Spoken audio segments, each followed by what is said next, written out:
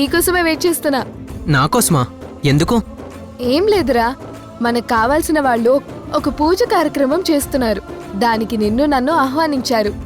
ఏం పూజ? ఎక్కడ పూజ? ఏరా, డీటెయిల్స్ చెప్పకపోతే రావా? అక్క మీద నమ్మకం లేదా? అక్కకి రెస్పెక్ట్ ఇవ్వవా? అక్కంటే నీకు వాల్యూ లేదా? అది కాదే. నువ్వు వస్తున్నా అంతే. కాకపోతే వద్దు తల్లి, వద్దు. దోస్తు కట్టిఫ్లు, కన్నీళ్ళు ఇవేం వద్దు. వస్తా, ఓకేనా? నిజంగా వస్తావా? వస్తున్నా. మా చిన్న ఎంత మంచివాడో. చిన్న ఇస్ ఎ గుడ్ బాయ్. అవునవును.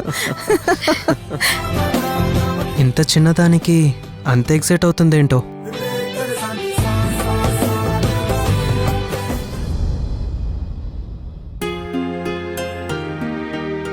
ఏంట్రా నువ్వు వెళ్ళు వస్తున్నానని ఇంత లేట్ చేసావు? పంతులు గారు పూజ తర్వాత పెళ్లి కాని పిల్లలకి తాంబూలాలు బట్టలేవో ఇవ్వాలన్నారు కదా, వాళ్ళని పిలిచే పనిలో పడ్డాను. అవునా? ఎవరిని పిలిచావు? మధు వాళ్ళ తమ్ముడు చిన్న ఉన్నాడు కదా, చిన్నాని కూడా తీసుకురమ్మని చెప్పాను. కావలసింది వాళ్ళంతా కలవటమే కదా. కావలసిన వాళ్ళంతా ఈ పూజ టైంలో కలిసి ఒక్కటైపోతే ఎంత హ్యాపీయో. బ్రహ్మాండమైన ఫ్యామిలీ ఫోటో క్యాప్చర్ చేయొచ్చు.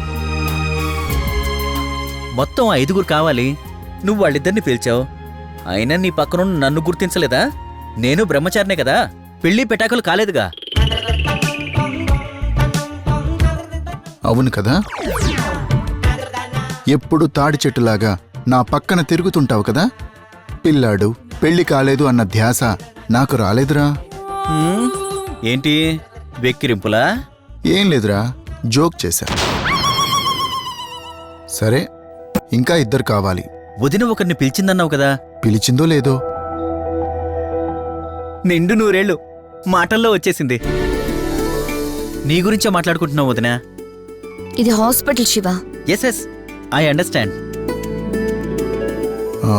నేను 2 పిలిచాను. నువ్వెవరినో పిలుస్తా అన్నావు కదా, ఓకే అన్నారా? తప్పకుండా వస్తానన్నాడు. ఎవరు? నువ్వు ఎవరిని పిలిచావు? మరి నువ్వెవరిని పిలిచావు? బాగా తెలిసిన వాళ్ళు, మా ఫ్రెండ్ తాలూకా పిల్లలు. రే పిచ్చి వెదవా, వాళ్ళు నీ పిల్లలేరా? జనని, నువ్వెవరిని పిలిచావు? నాకు బాగా పరిచయం ఉన్న పిల్లాడు, చాలా మంచోడు, నాకు కొడుకుతో సమానం.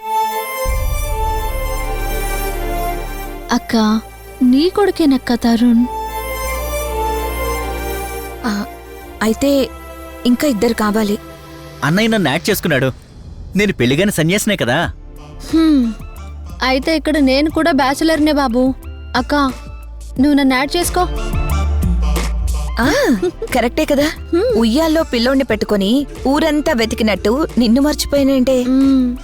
వీడు నన్ను మర్చిపోయాడు, అలాగే నువ్వు చిత్రను మర్చిపోయావు. ఓకే, అయితే 5 అయిపోయినట్టే.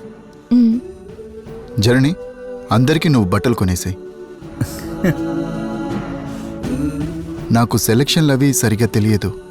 అవసరం లేదు. నువ్వు పిలిచిన వాళ్ళకు నువ్వు కొనివ్వు, నేను పిలిచిన వాళ్ళకి నేను కొంటా. అది వాళ్ళ సెలక్షన్కే వదిలేస్తే సరి. ఇది బాగుంది. ఓకే, నేను ఆ పిల్లల్ని పిలిచి వాళ్ళకి నచ్చినవి కొని పెడతాను. మరి నాకు? రేయ్, నీకు నచ్చినవి నువ్వు కొనుక్కోరా. డబ్బులు అడ్వాన్స్గా ఏమీ ఇవ్వను. కొనుక్కున్న తర్వాత బిల్లు తెచ్చివ్వు, పేమెంట్ చేస్తా.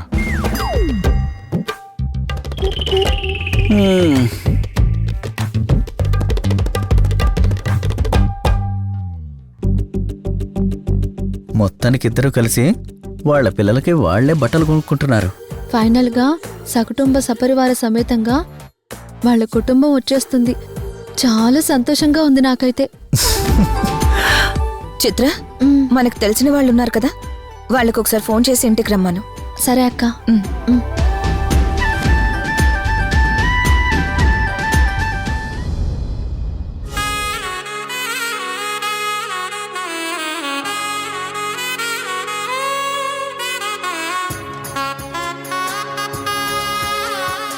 చూడండమ్మా, మీ చిట్టికి సరిపోయే షర్ట్స్, టీషర్ట్స్ ఉన్నాయి.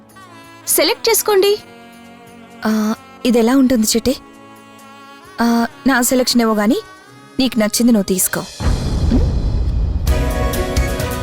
నమస్తే సార్. నమస్తే. రమ్మని ఫోన్ చేశారు. అవును. ఎవరికి సార్ బట్టలు? మీరు వైఫ్ అండ్ హస్బెండ్ ఈ బిజినెస్ చేస్తారు కదా, నేను మిమ్మల్ని 1-2 సార్లు చూశాను. అవునమ్మా.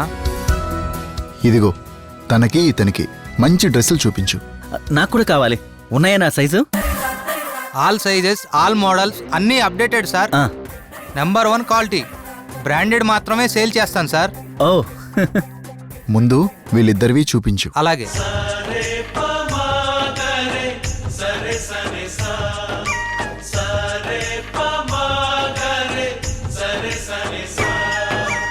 ఆశ ఆశగా అడిగింది మాతో సావాసం, హాయి హాయిగా నవ్వింది మాతో సంతోషం, మనసు మీటు అనురాగం మా మాట తీరు అంటే బతుకంటే ఎంత బాగుంటుందా ఇది ఓకేనా? కోదా లోకం, ఇటువంటి వింత తను చూసిందా అనుకోదా స్వర్గం.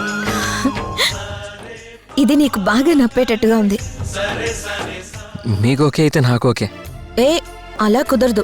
నీకు ఇష్టమైతేనే నేను తీసుకునేది. అలా ఏం లేదండి, బట్టలు ఇచ్చేది మీరు కాబట్టి మీ సెలక్షనే నేను ఓకే చేస్తాను. అలాంటి కండిషన్ ఏం లేదు చిట్టి.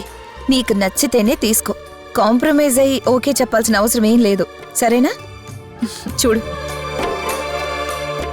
బ్లాక్ ప్యాంట్ బాగుంది.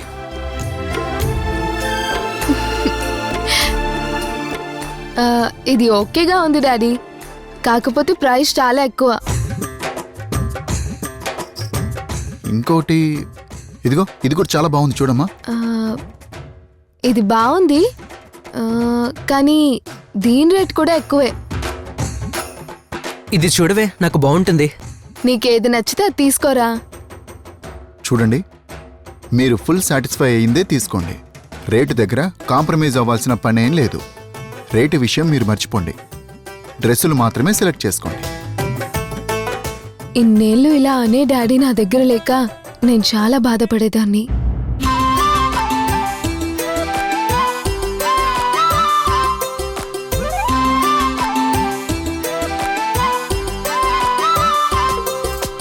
కళ్ళ కళ్ళలు కిల్ల కిల్లలు కొత్తగా చేరెను మా ఎదగూటికి వెలుతురు, వెన్నెలలు ఎదురుగా నిలిచెను మా కన్నులకి.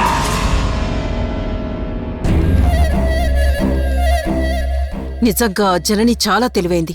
ఎవరితోనో పిల్లలు కని వాళ్ళని వీడికి దగ్గర చేసింది. వాళ్ళకి నా తమ్ముడి చేత ఖర్చు పెట్టించి బట్టలు కొనిస్తోంది. చూడు సౌమ్య, సొమ్ము వీడిది, సోకు వాళ్ళది. ఇలా మీలో మీరు అనుకోకపోతే ఆ నిజమేదో గుణాతో చెప్పేయొచ్చు కదా. ఎందుకు వాయిదాలు వేస్తున్నారు? అసలు ఎప్పుడు చెప్దామనుకుంటున్నారు? దాని ప్లాన్ వర్కౌట్ అయిందని అది ఆనందంతో పొంగిపోతుందే, అప్పుడు బాంబు పేలుస్తా. దాని మొహం మొత్తం మాడి మసిబొగ్గవుతుంది. అప్పుడే నా కళ్ళు చల్లబడతాయి, నా మనసు తృప్తి పడుతుంది. అంటే పూజ రోజే బాంబ్ బ్లాస్ట్ చేసేస్తారా? పూజ అని దాని తలకొరివికి అదే ముహూర్తం పెట్టుకుంది. అది పూజ అనుకున్న ముహూర్తానికే నేను మందు పాత్ర పేలుస్తా. అది అభివృద్ధి కోసం చెయ్యాలనుకున్న పూజే దాన్ని అధపాతాళానికి పడేలా చేస్తుంది. మొత్తం చిన్న భిన్నం అయిపోవాలి, అంతే.